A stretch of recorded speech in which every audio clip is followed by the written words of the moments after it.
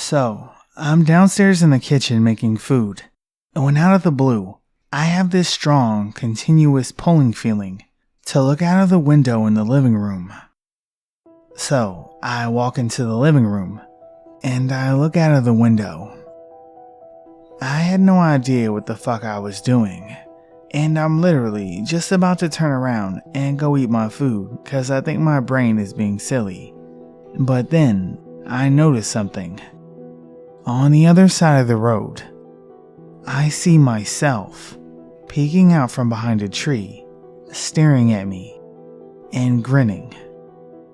I freeze and have a terrible mixture of dread, confusion, and fear wash over me.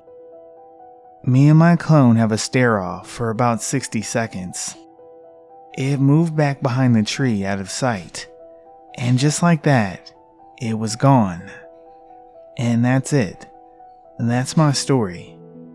I stood there like a buffoon, not knowing what to do for like 20 minutes. This happened at like 11:30 this morning, and now it's 4 in the afternoon, and I haven't stopped thinking about it since.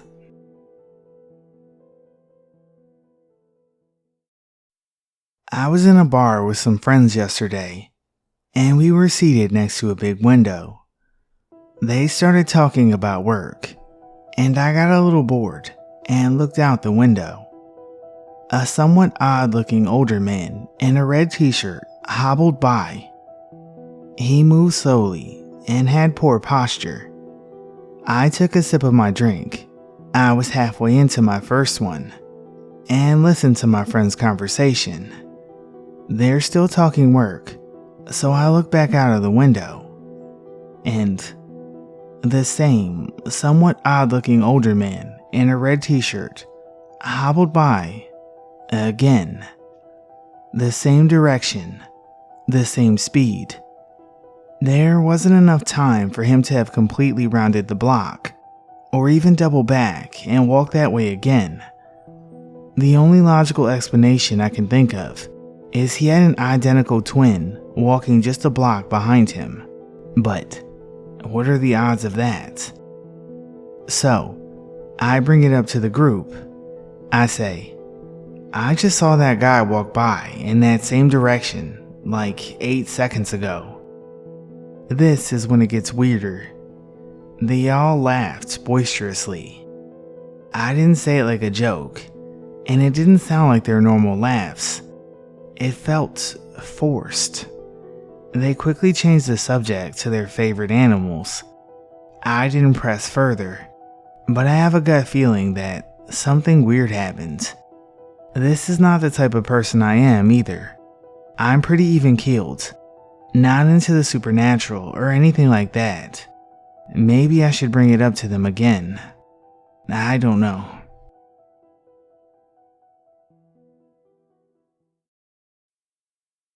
Some years ago, on a summer day, my parents and I went to the beach. We arrived really early. The beach was still mostly empty, and my father decided to take a walk along the shore. When he came back, he had a newspaper in his hand, which we found kind of odd, since the beach was quite far away from any place that sold newspapers. He looked really confused and proceeded to tell us what happened on his walk. He said that he found an old man who was fishing on an isolated part of the beach, and that the man was dressed in old fisherman's clothes, like what they wore in the 70s or 80s. The man approached him and said, "Here, I finished reading the newspaper. You can read it if you want," and handed it to my father.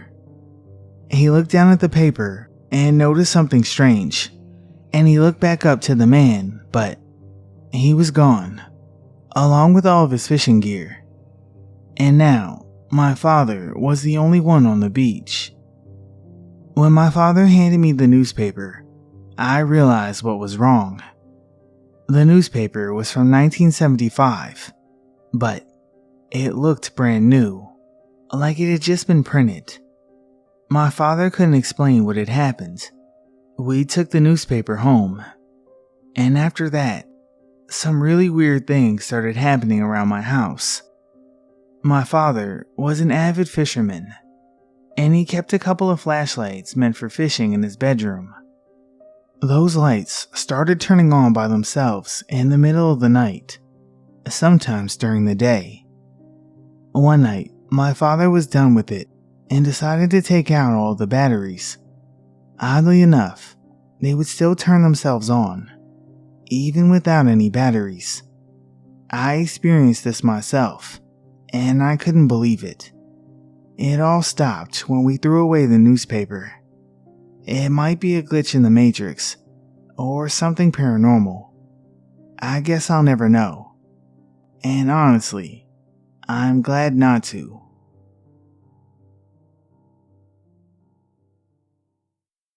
I was driving home from a neighboring state, dropping my sister off at a friend's house. It was about an hour-and-a-half drive both ways. I get there totally fine, but on my way back, I start getting really tired. It was about 10 p.m. by this point, and there were no other cars on the interstate, thankfully. But it was pretty odd, since there were always a few cars, or at least 18-wheelers on this stretch. It's the only interstate through this area. I was driving a 2014 Toyota Camry. It's my second one because I was T-boned in my first, 2012, same body style. And the guy just sort of rolled into my car at about 20 miles an hour, and it was totaled. So, I know from experience that these cars don't take a beating well. I come around this big curve in the interstate, and I kinda nodded off, and woke up in the next lane. Not safe at all, I know, but this area is very rural, and the next exit wasn't for another 10-ish miles. I shook myself awake, turned up the radio, and rolled down my windows, trying to do anything to keep myself awake. I go another 3 or 4 miles down the road, and start to nod off again, and think that I should pull over and run a lap or two around the car to get my blood pumping. Then, I apparently nod off again. The next thing I know, I hear a loud bang and felt my car jolt to the driver's side. I'm now fully awake and slam on my brakes and pull over thinking, fuck, because I know without a doubt that the side of my car has been crushed in, and I'm just hoping the damage is contained to just one area. But I know from the impact that I won't be so lucky. I get out and walk around the car, bracing myself for the worst, when I see that an 18-wheeler has stopped behind me.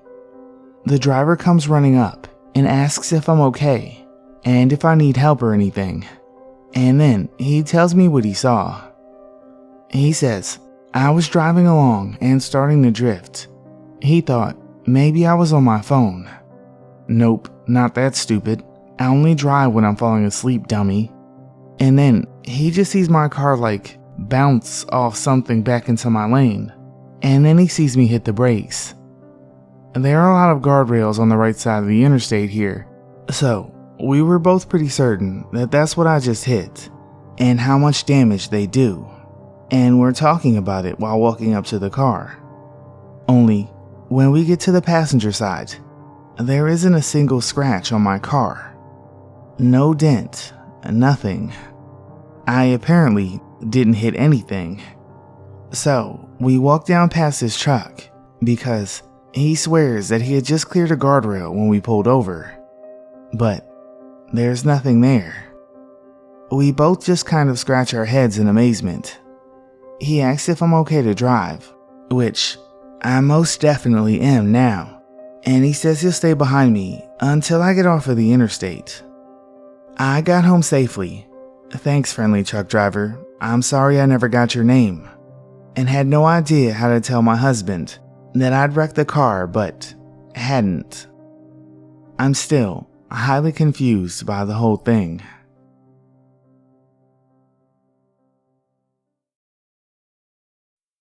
As a teenager, I ran around with a tight group of friends. One friend, Brandy, liked to take pictures. This was in the 90s, so she was still using film. The good old days of not knowing what your picture would look like until you got the role developed. One night, we gathered at Brandy's house. A bunch of friends were piled on the couch, and Brandy took a shot of us all. I later went with her to develop the film, and there was the oddest scenario in the picture she took.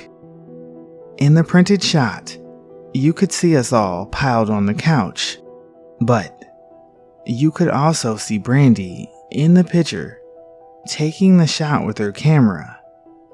The entire picture was as if it was taken from the point of view behind Brandy's shoulder. I've never been able to figure out how this happened.